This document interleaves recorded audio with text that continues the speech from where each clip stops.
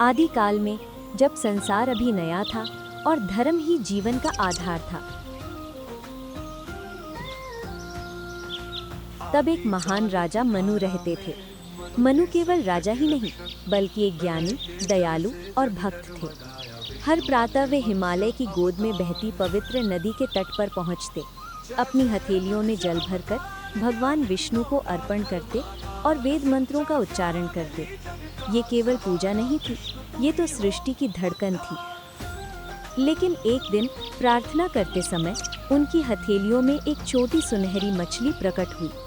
उसकी आंखें चमक रही थी और उसका शरीर तेजस्वी था। मछली ने कहा, राजन, मेरी रक्षा कीजिए, मैं छोटी हूँ, बड़ी मछलियाँ मुझे निगल जाएंगी। मनु ने दया से उसे बचाया, पहले घड़े में रखा, फिर तालाब में, फिर झील में। पर वो मछली बढ़ती ही गई, अंततः नदी में भी वो संपूर्ण प्रवाह को भर गई। तब उसने अपना दिव्य रूप प्रकट किया।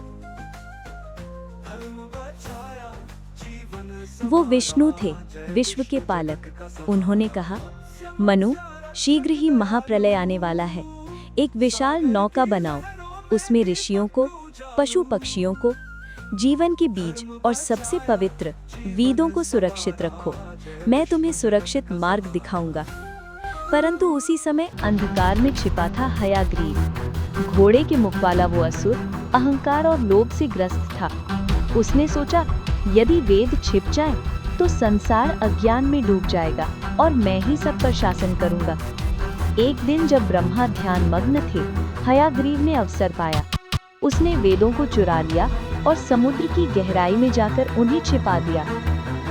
वेदों के बिना सृष्टि डगमगाने लगी, धर्म अस्थिर हुआ, आकाश फटा, बादल गरजे, वर्षा निरंतर बरसने लगी, नदियां उमड़ पड़ी, पर्वत जलमग्न हो गए और महाप्रलय ने सबको ग्रस लिया।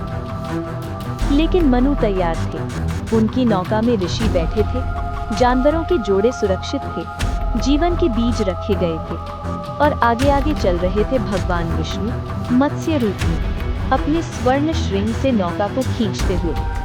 परंतु गहराइयों में हयाग्रीव अब भी वेदों को पकड़े बैठा था। तब आरंभ हुआ देव और दैत्य का संग्राम। ज्ञान और अज्ञान का युद्ध।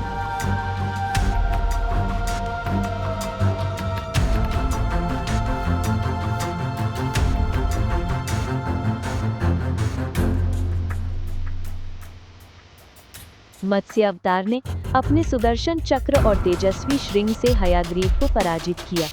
अंधकार मिटा और वेद पुनः ज्योतिर्मय हो उठे। प्रलय का जल उतर गया। मनु की नौका हिमालय की चोटी पर ठहर गई। वहां से नया जीवन आरंभ हुआ, धर्म पुनः स्थापित हुआ, ज्ञान सुरक्षित रहा। इस प्रकार विष्णु ने अपने प्रथम अवतार मत्स्य रूप में जीवन और ज्ञान दोनों की रक्षा की। सच्चा ज्ञान ही वो नौका है जो संसार को बचाता है।